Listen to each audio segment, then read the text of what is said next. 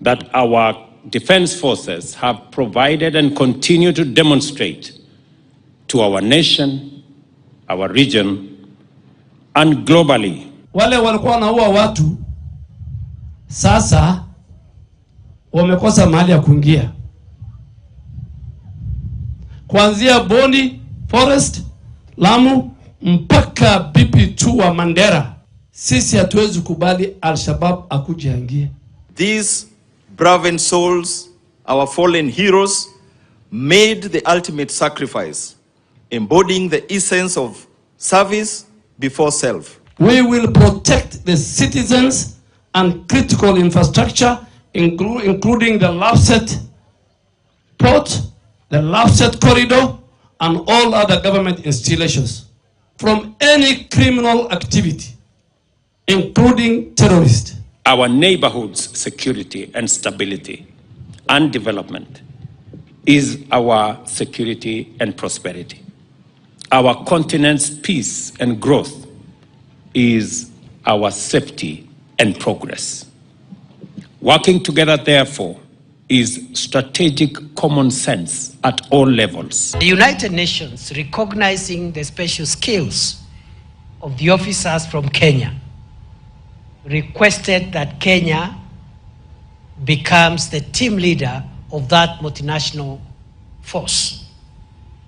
It is a big honor for our country to be asked not only to contribute to the United Nations peacekeeping forces in Haiti, but also to lead that process. The United Nations Security Council has identified the National Police Service of Kenya as ideal force to go and assist in keeping peace. Juu ya hayo tuko na experience sana ya kuweka amani katika duniani. When we get the request for approval, as you approved in cabinet this week, for approval and consent from the National Assembly and Parliament for deployment of our police officers to the country of Haiti, we shall consider all matters that shall come before Parliament. Tunauliza bunge tafadhali, leader of majority mtusaidie, na vile umesema ni kweli, we ask the rest of the world, sisi tumetoa wanaume na wamama, na hao watoe pesa ndio tusaidiane. We want to ask our members of the National Assembly and Senate not to politicize security matters and to discuss the Haiti deployment as a legal obligation and as a matter of the public interest. In Parliament, we represent the people and we address their concerns.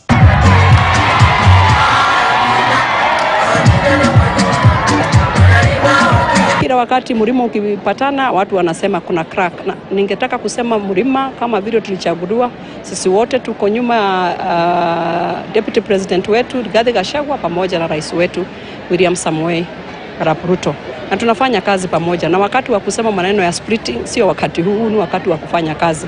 Mimi mmoja wa viongozi na wanachama wa chama cha UDA na muunga mkono 100% ili kwamba alete kuungana ndani ya chama hicho, na wale ambao wanampiga vita waende polepole ili kwamba hii chama kiweze kuendeshwa kwa njia ambayo inafaa. Unajua watu ukisema shares na shareholders na wale wana control shares wamesema tu let every Kenyan get development, but the people who believed in your plan should be the one implementing it, and we shall not relent. Wana rais tumeanza kazi ya kuunganisha Kenya. Rais tumekubaliana aende atafute ile watu walikuwa msituni alete nyumbani. Mimi nishike wale walikuwa nyumbani niunganishe. Wewe ni kama Siemens twins ama ile inaitwa conjoin, mmekutanishwa kwa sababu ya kubadilisha maisha ya Wakenya. Usijali yale utaambiwa. Wacha watu waseme. Wacha waweke porojo ile yote wanataka kuweka. You focus on the job of uniting the people of Kenya and rolling out development across the country. Kuna mapendekezo ya kuunda ofisi ya kiongozi wa upinzani. Kama hiyo ndio italeta amani Kenya hii, hiyo ofisi itengenezwe haraka ili kwamba ukuwe na viongozi wa upinzani ambao watatuangalia sisi kama upande wa serikali. Lazima tufanyie wananchi kazi.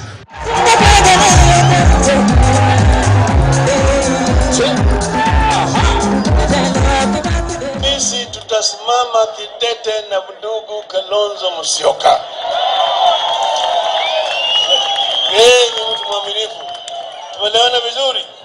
Kabla ya kuzungumza juu ya 2027 ambaye atapata fursa ya kusimama kwa pande wa Azimio, kwanza anasema 2022 hatujakamilisha. We want to know what happened. Si ni kweli?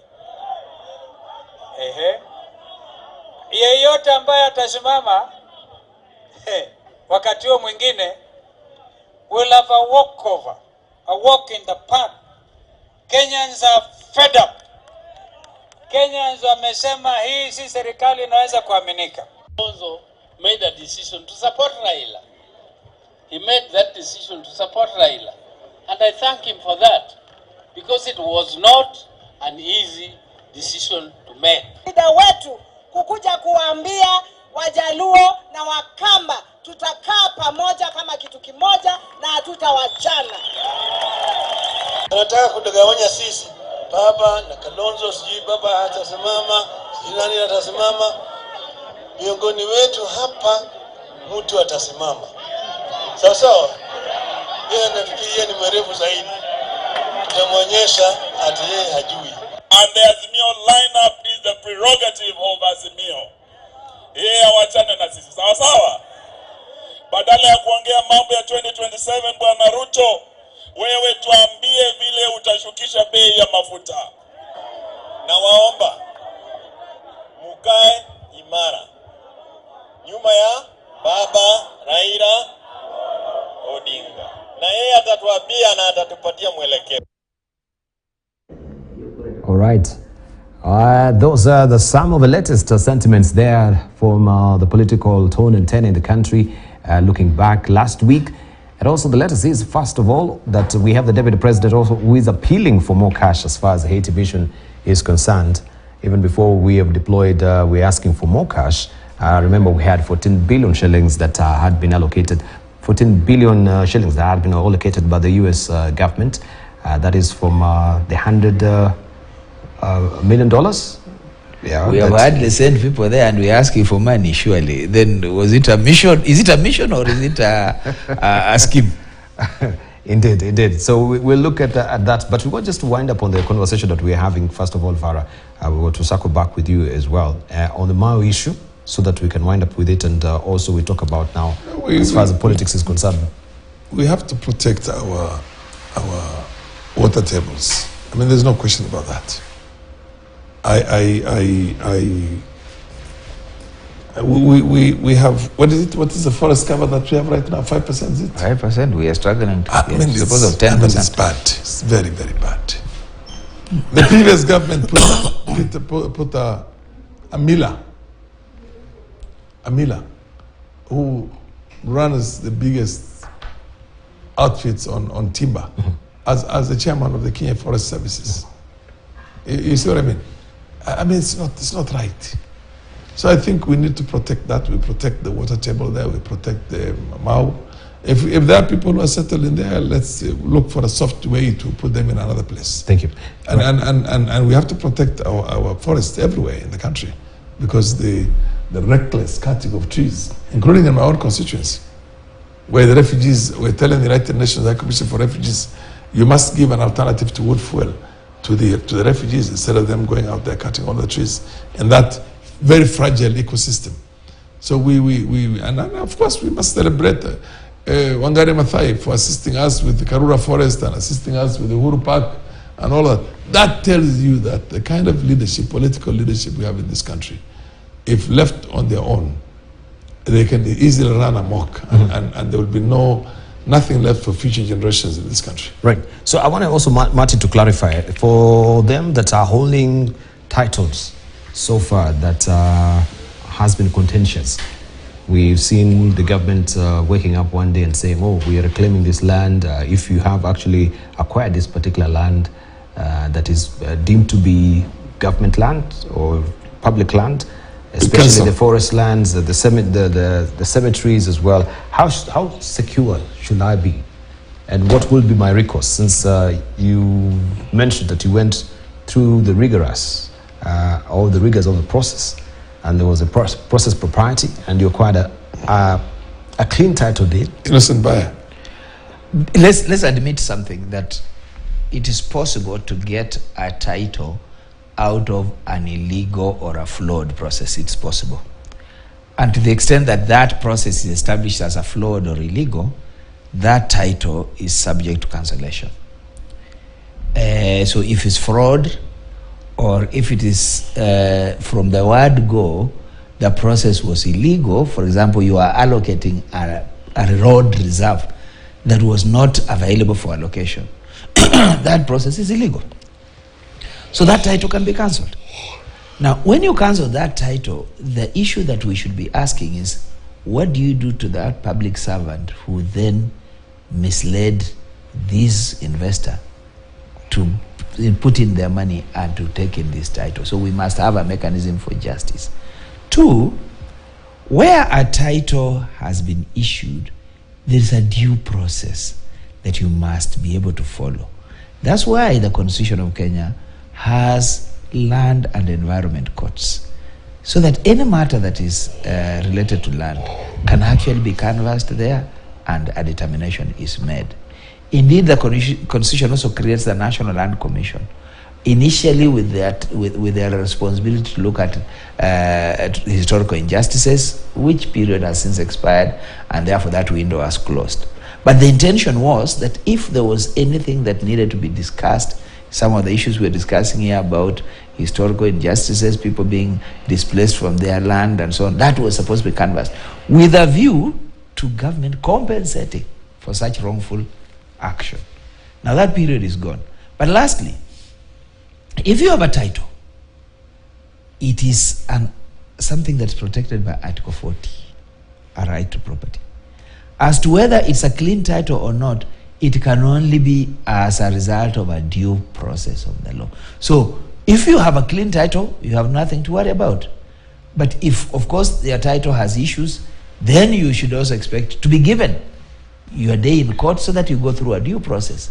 Whatever the circumstances, Kenyans must be treated as per the Constitution through a due process of law, including the fair administrative action as envisaged in Article 45 of the Constitution. Thank you. All right, let's just bring that to a close. So let's look at the latest development as well, as far as the Israel and Gaza war is concerned, and what also Muslim brothers here in the country are saying, where they're saying we should sever ties with Israel over Gaza, and we should take up the position of the African Union in support of a free Palestine. Kenya must abide by this position by virtue of being a member of the AU. And we saw the pronouncement by the government that they're in support of Israel right now. But what does it really portend, just looking at the larger picture, especially how it will affect us directly? Because we've seen Ukraine and Russia has made the oil prices to also be very unaffordable for us. Are we going to experience the same? Because right now, even the fuel, as we're talking, it's 5 shillings a top of what it was. 211, now it's actually retailing at 217. Farah. Well, we're certainly looking at very tough times in the future.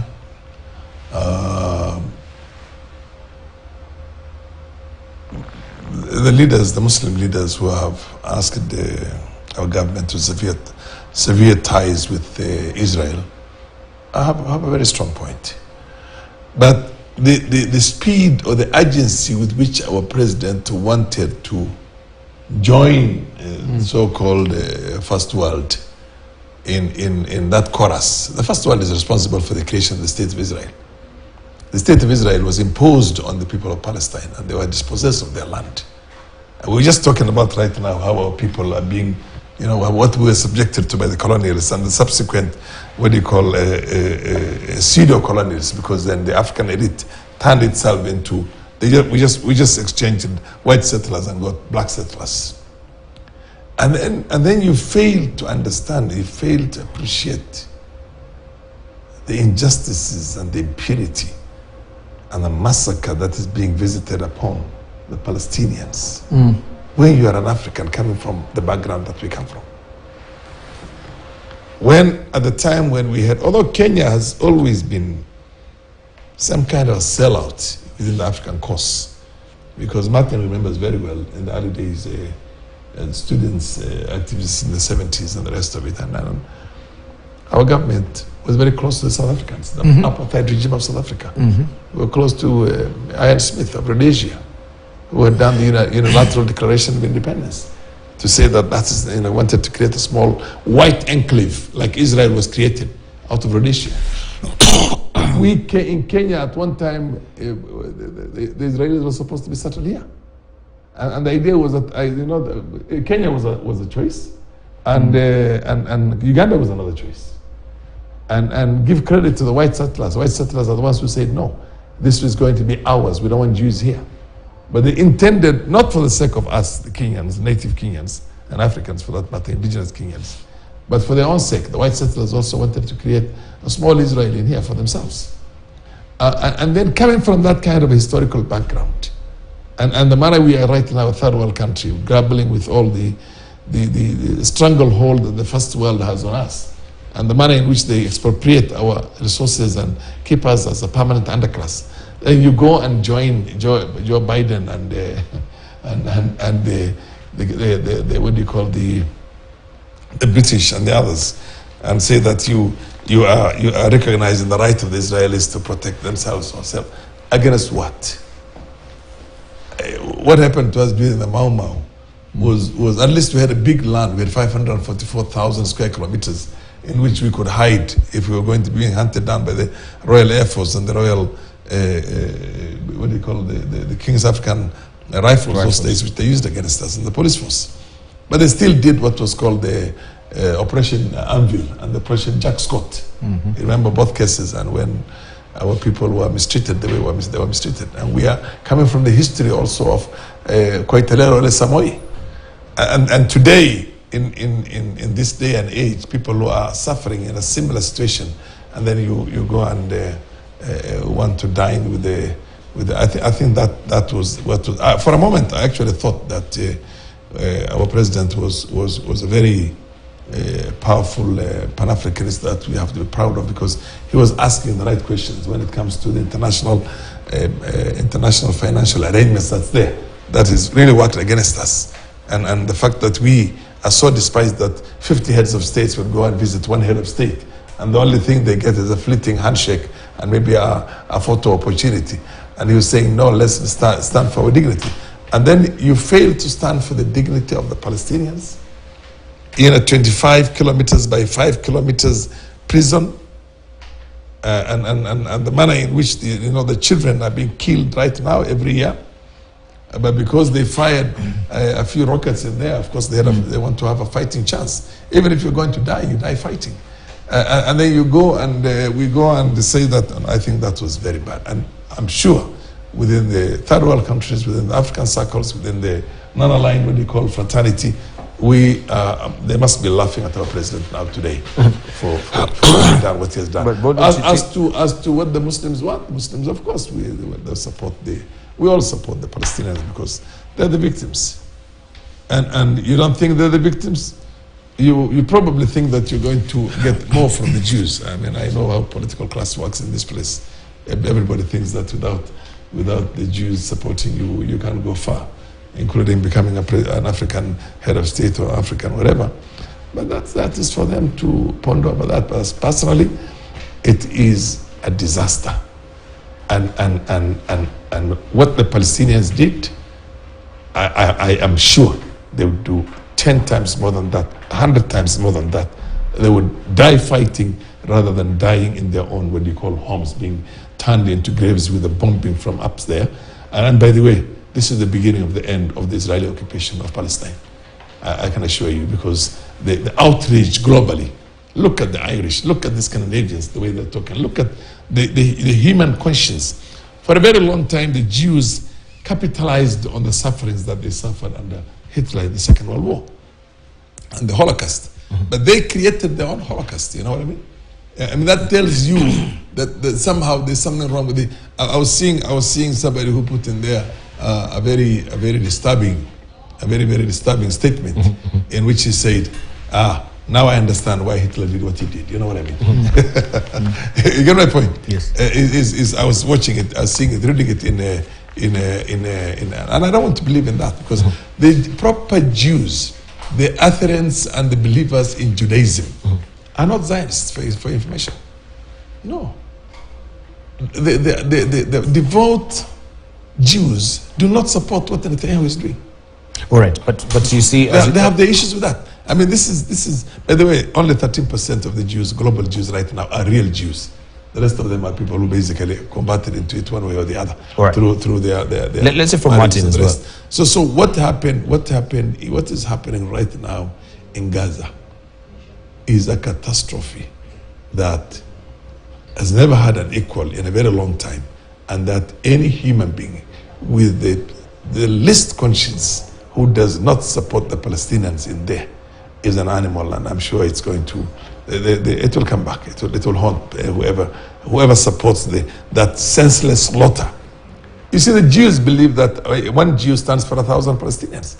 So basically, by the killing of one Jew, according to them, is no, we must kill 1,000 for them.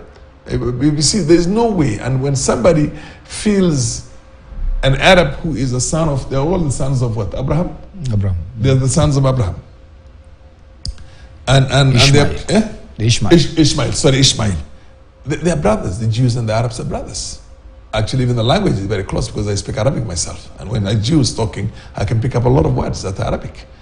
When they think so much of their own and they say, we are the chosen people of God.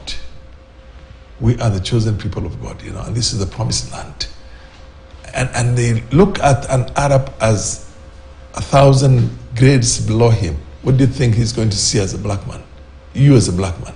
How does a Jew, you know what I mean? Okay. How does a Jew see you? I think so basically what I'm trying to say is that sometimes when we fight some of these things for the rights of other people, we're fighting for our own rights also in future, because and you have to understand the international monetary thing we will talk about, the World Bank we talk about, all this global financial setup and structures and engineering. It is largely Jewish. You know that, I'm sure. So when we are suffering the way we're suffering right now, and you read the history of some of these things, you will understand that we need to liberate ourselves, not only the Palestinians. Both sides also, they claim, both sides claim that we are actually making sure that now that particular occupation by the Israelites now will be a thing of the past. And on the other side also, Israel is saying they want to drive all the Palestinians out of the Palestinians as well, not Hamas. It's been very categorical about just exterminating Hamas, not really the Palestinians. You can't exterminate 30 million people. That's what he's been saying. Let's just hear from the Hamas is the military wing of the Palestinian organization. So that if you are looking at the defense side of Palestinians, you're looking at the Hamas side. But the point that we need to ask is there a solution in the crisis? Yes, there is a solution. And the solution lies in international law. Absolutely. What is the obligation of Israel, and what are the entitlements of the Palestinian? The UN Security Council has ruled on the issue of the two-state nation. That is it. Recognize Israel, recognize Palestinians' right to a state. Once we do that, we will live. And by the way, for me... And the Palestinians are asking for that bare minimum. Yeah. They're not asking for anything more. For me... They're asking for give us back the right to return.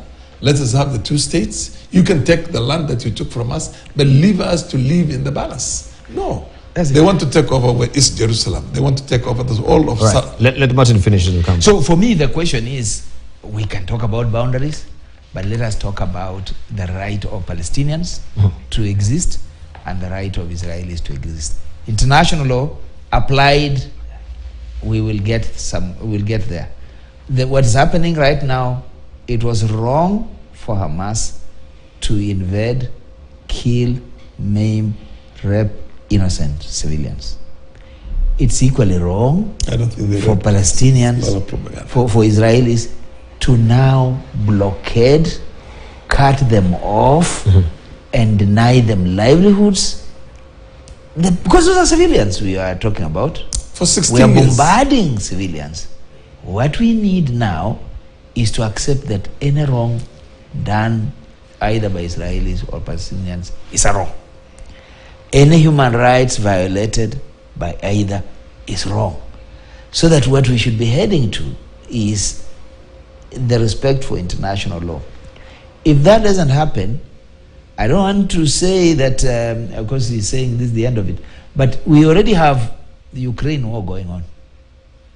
Russia, it is said, has a hand in what is happening in what's happening. That's what the information. And Russia and Tehran working together, both in supporting the war in Ukraine, are also said to be supporting this.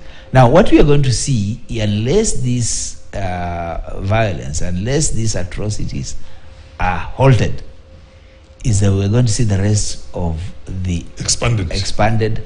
And again, as you rightly put it, the moment, say, for example, the Eastern countries or the Middle Eastern countries also go to this war, get sucked into it. They get sucked into it.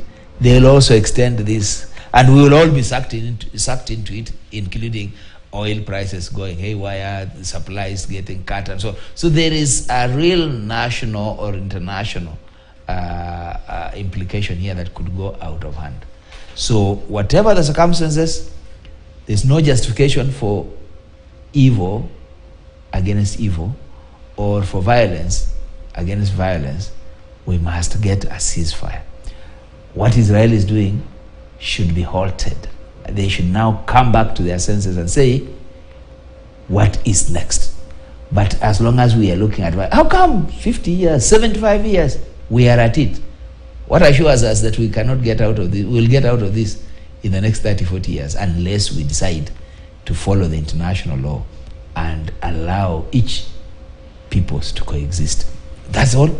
Unless that happens, we are not going to see the peace that we're looking for. And who is refusing to follow the international law? I think Martin, very question. I mean, of course, Israel is violating international law. Israel, all the and UN backed by resolutions. America, the veto power of America. So what we are saying is that if we implement international law, and if we look at this issue wider, then we should be able to understand that the peace for Israel is also dependent on the peace for Palestinians. All right, so what this is really sparking, because it's not really just an issue to do with boundaries and the two-state solution as well. We can see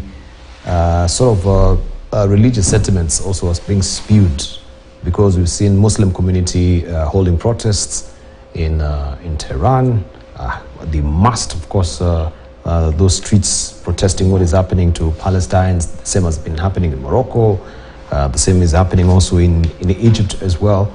Kenya, of course. And now we have also Muslim brothers calling for sobriety into this, especially with our stand regarding this as well. I wanted just to pick from Martin's perspective, because we've heard from Farah the position of the AU, and also how we were quick off the mark in terms of leaning to one particular side, especially with our foreign policy, some of our own diplomacy, sentiments. Kenya's statement came side by side with Uganda's statement. And I could see that Ugandans were getting a balance. Museveni was looking for a balance. We were looking for endorsement of what Israelis had done. And of course, we know where our leaning is, and historically our leanings have been with Israel as well as with the US. Of course, right now I saw Trump the other day saying things that he has never said before on Israel, because he's the first guy who then, when he was in power, shifted the embassy to Jerusalem. And now he's changing. Now it's changing. Now the problem with this is that we are looking at it for the expediency that it gives us, whether we are in Kenya or Uganda or in even the US. I was actually surprised when Biden came up, and I don't know whether he had any other choice, because usually the Democrats have been very measured in terms of how they come to this, but Biden came up front. For us, what we now need to look at is to ask the question, as part of AU, which we are, and the president has been very vocal in trying to reform AU and so on.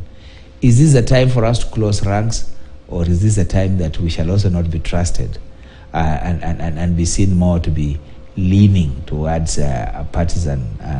Africa for a long time always presented itself as non-aligned. It worked with both the East and the West during the Cold War. That position is not now very tenable because things have since changed. I'm surprised that as this is happening, our president is in China. In fact, yes, I wanted just to orient our thoughts towards that as well. He's in China. As to what is like that be the elephant in the room. Yes. So we can't have our feet on both sides. At some point, something. There is no demilitarized zone. Yeah, because you see now, when we go to China, the Chinese will also be telling us, and by the way, we want to give you lakini on this one, muende pole pole. So there will be all these kinds of push and pull, and sooner than later, we are going to decide that we are either in the middle or we are not both, because we can't be both and survive. That's our challenge. You see, the Swahili saying is that mtaka vyote hukosa vyote. When you try to hop up with this and hop up with this and be everything good in good time, the Chinese have come out very strong, very, very strongly, openly, and say the dignity of the Palestinians must be restored. Human rights is not just for one part, it's for everybody. And Chinese have taken a very firm position right now. They're supporting the Palestinians to acquire their rights. These are people who have been kicked out of their homes in Tel Aviv and in Haifa and in everywhere else. And finally, even in the areas that Israel never wanted before, Israel is putting in settlements, which means it wants to completely erase from the map anything called Palestinian and just call that Israel. Because when they call the West Bank Judea and Samaria and take 1,000 settlements there, when they go into, you see, the Muslims have a problem because these guys are walking into the mosque with their shoes. The third holiest site of the Muslims globally for 2 billion Muslims. They walk in there when Muslims are praying and kick them and basically, arrest them and do all sorts of awful things on them. So the Muslim world is enraged. There's no doubt about that. If that were to be done in one of the most celebrated Christian churches in the world, the whole Muslim Christian world would be up in arms against them. And by the way, they're not only mistreating the Muslims, they're mistreating the Christians also. I'm sure you know that. The Israelis are mistreating the Christians. The Christians actually have the Palestinian Christians. The Palestinian Christians. They are Christians, of course. Yeah, of course, they're Palestinian Christians as well. Of the Palestinians are Christians, but they are mistreating the Christians also. So basically, it's something that if the world does not stand up to it, we'll live with the consequences of this. Because then, right now, if the oil prices go haywire, and all these conservative, Western-leaning, moderate Arab, states are having internal, mamas, big mamas. And they could lose. See, the Americans and the West is seeing only the relationship with the ruling family of Saudi Arabia, with the ruling family of Emirates, with the ruling family of all those other countries there. But over time, the masses, the big masses, the solid masses, are likely to rise up against those ruling families. And there's nothing you can do to protect them.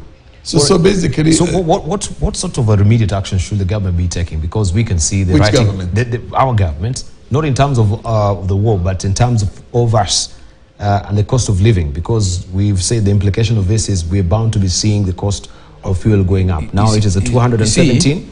The writing is on the wall that is going to... should the government be coming with that stabilization fund, at least now to cushion Kenyans, because we need a buffer.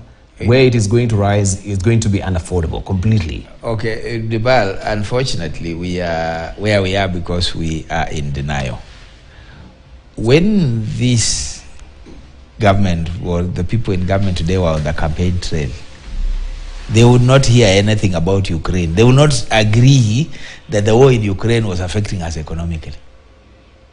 Now that they are in government, they are telling us, yes, the war in Ukraine. Now, as we take sides and as we pronounce, the next issue is going to be that if the rest of oil-producing countries also decide to join this war, they'll join it with what they have best, which is their oil resources. As a weapon. Yeah, as a weapon. And when they hold back, it's going to be a tough time for all of us. Now, at that point, I will be ready to agree with them that actually things have changed ever since you came in. Though when they were campaigning, they would have said that Ukraine was not, it's just these guys, Uhuru and his handshake brother, who are causing us these problems. So at some point, we will have to tighten our belts. Whether it's stabilization or not, the point is that what do you do when the cost of living is going out of hand? You look for measures that can then cushion people. So as to whether we have that room, part of what I'm hearing, I don't have proper details, is that the visit to China is to try and negotiate a bit of rescheduling of loans. And that's good, because then we will have a little bit more money to be able to spend on priorities, because debt in itself is also crippling us. So there will be those kinds of things to do, or decisions to make, or to appeal to ourselves as a country that let us tighten our belts. The only problem I have is that we are in a bad place and we are hurtling down as if we are not in a bad place. We are not cutting back on our public expenditure. We are not cutting back on our recurrent. In other words, if you knew today that you would not have enough money to last you for a month as a person, what would you do? You would decide on what you forgo, austerity measures on yourself. So the first person really that should suffer or should cause us to relook at what we're doing is the government. It's the biggest spender on everything, on travel, on unnecessary things, on luxuries, and so on. Its appetite for more and more taxes is an appetite to spend more and more. So tighten it, reduce your expenditure, and know that Kenyans can only be taxed so far. Now I'm told that the cabinet secretary for the treasury cabinet is calling us to go and participate in how more taxes should be raised. Surely somebody has said, let them have taxes, let them have our salaries, and we have taxes, because then at the end of the day there will be nothing for them to get. So that we too should now get the taxes. Let them have the salaries. So you know, Dibal, the shilling was exchanging at 151 by Friday, which was 2 days ago. Yesterday I asked, because I have a son who's attending a school in Uganda, and I wanted to send him some money so that he can change $2. Because the Uganda shilling is picking up against our shilling very fast, you know that. The Tanzania is equally picking up against ours. It's 154. So you're looking at 160 in the next couple of days. Indeed. Progressively, this thing is going to hit 200 even more. By the end of the year? Not by the end of the year. I think even much earlier than that. So from when after the elections, when it was 99, slightly below 100 shillings, and now it's gone up by more than 50%. And we're buying fuel in dollars. We're not buying fuel in Kenya shillings. And we're not having any concessionary arrangements with the oil producing countries, because already we're making a mistake. Undoubtedly, look at the South Africans, how strategic they are. They are supporting the Palestinians to the hilt. They're even calling for the throwing out of the embassy of Israel from South Africa. You can rest assured when this thing hits, the shit hits the fan, these Arabs are going to reward some of their very close friends by giving them those concessionary or free oil. And that way, we're not there. We're not there. Now, the other day, the Russians wanted to create a grain reserve for Africa. And basically, we're hoping that ours will be a place like that. But the next thing we know is that one time we look like we're supporting the Russians. The next time we're again hop-ropping with Zelensky. You know that? With the Ukrainians.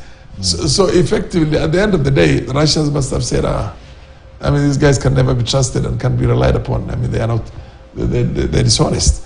And we're losing out everywhere because in the manner in which we are trying to transact our politics, which in my opinion, frankly, is very, very, very... So we've been really flip-flopping. Flip-flopping, exactly like that. Yeah. And it's not really good for... You have no friends. We have no friends. For international posturing, as it is, we cannot be a trusted ally. No, I think that we are not flip-flopping. I think we have taken a direction. We have taken a kind of a position.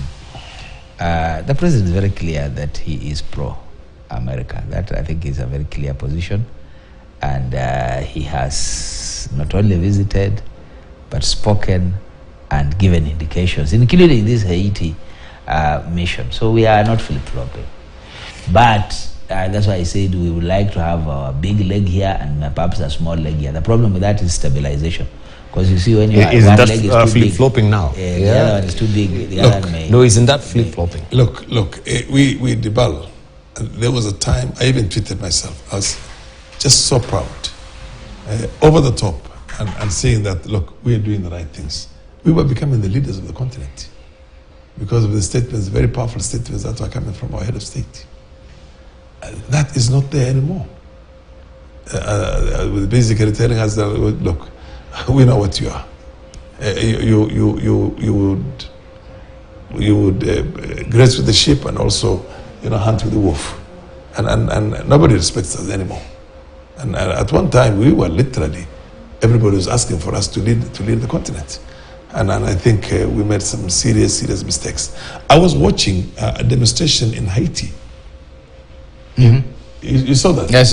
In which they were saying that we are a sellout. Mm-hmm. You see what I mean? Mm-hmm. I was looking at it myself from a very sentimental perspective and saying that these are our fellow blacks. And if the white race does not want them to settle, we might as well help them settle and get the act together. But you can see the dimension it is taken right now. Mm-hmm. We're not there to go and help them. We're there to do the bidding for our benefactor. You know what I mean?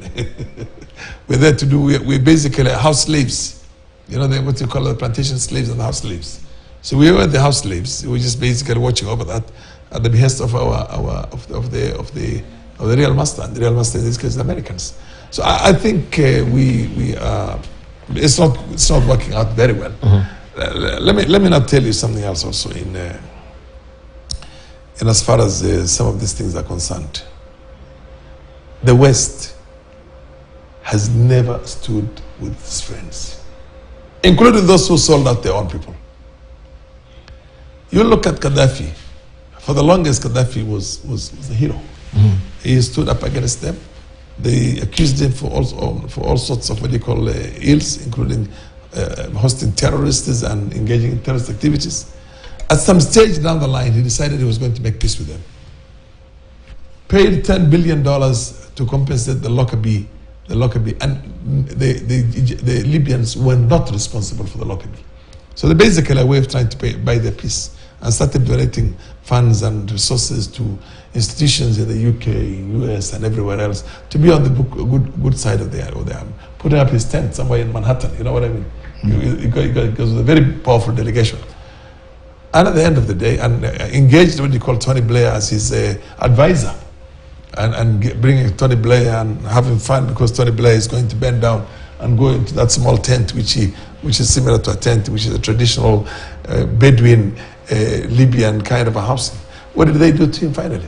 They got rid of him, paying a lot of money to Sarkozy, you get my point, mm-hmm. and helping what you call the Italians with cheap oil to try and buy their support. But at the end of the day, they just created what you call the no-fly zone, and progressively until they got rid of him and killed him in the most dastardly way. And Saddam Hussein, among other things, was when he was invading Kuwait. They told him to go ahead and invade it. You remember that? Yeah, he's a They told him to go ahead and he was their lucky. He was their boy. He was the blue-eyed boy who they pushed to fight Iran, wage a war on Iran. You get my point? Mm-hmm. Eventually, they got rid of him. But then look at the other side, the flip side of it.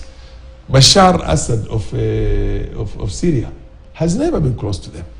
Never. Opted to stay firm and said, you're not going to put in an inch of your feet into my compound. And look at now.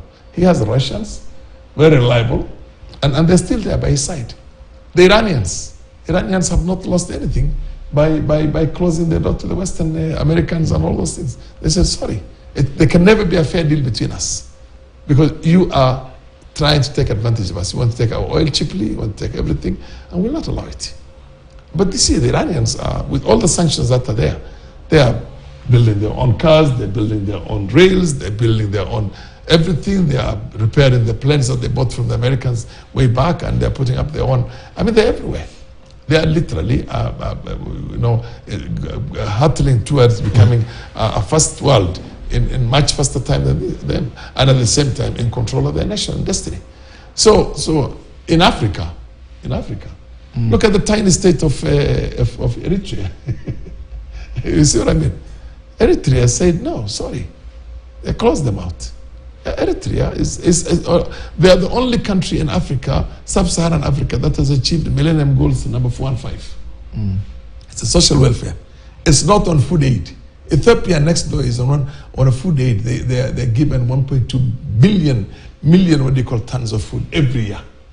And you see what I mean? They are food sufficient. They don't have any of these loans other than with the major. Thank you. So basically, in a sense, what I'm trying to tell you is that we needed to be on our own and be identified and be seen. Look at Mandela, for example, when he came out of jail and he went to the US, and the Jewish, what they call circles, were wondering, why are you close to Yasser Arafat? And he told them, look, Yasser Arafat stood by me when I needed him. Fidel Castro stood by me when I needed him. You see what I mean? And who was the third person? There was the third guy he mentioned. Stood by me when... Gaddafi, Colonel Gaddafi. He stood by me when I went. The mistake you make is that you think your enemies should be my enemy also. And your friends should be my friends. No. We have our enemies on the basis of the relationship between us. And our friends are our friends. These are our friends, and we'll stand with them. And I mean, that kind of, leadership is what Africa needs more than anything else now. And then let us have a very powerful social internal movement to try and develop our own economy, the cohesion of our people. Thank you. You don't try too hard to be given a Nobel Prize by somebody else or to be appreciated by somebody else. Thank you. Right. As we wind up, Martin, I think today I should come up with my notes. It's been a class. It's been a class. It's been a class. As we wind up, the ball is about interest. What Mheshimiwa is talking about is interest, that we all come to these issues with our interests. To what extent has Kenya's interest been the reason or been behind, or how coherent our interests in order to drive what our economic agenda is and so on? I think the day we'll get our act together, the day we'll focus internally and see how best to... We can have friends. I can have Mheshimiwa as my friend, but I must know what my journey is, what my vision for that journey is, in order for me to build up that. And so, we are in this for the longest haul, but as a country, we must continue to work within the global context. Thank you. But also understand what international law is about. Right, thank you. Farmalim, your closing remarks? Yeah, I think our government has taken its own position on the Israeli-Palestinian conflict, and clearly it's a mismatch. It's a very powerful mismatch. It's for example, the Operation Jack Scott and Operation Anvil, when these things were being carried on us, and we had our Mau boys fighting with those very rudimentary guns, and then somebody from outside said both sides should exercise restraint.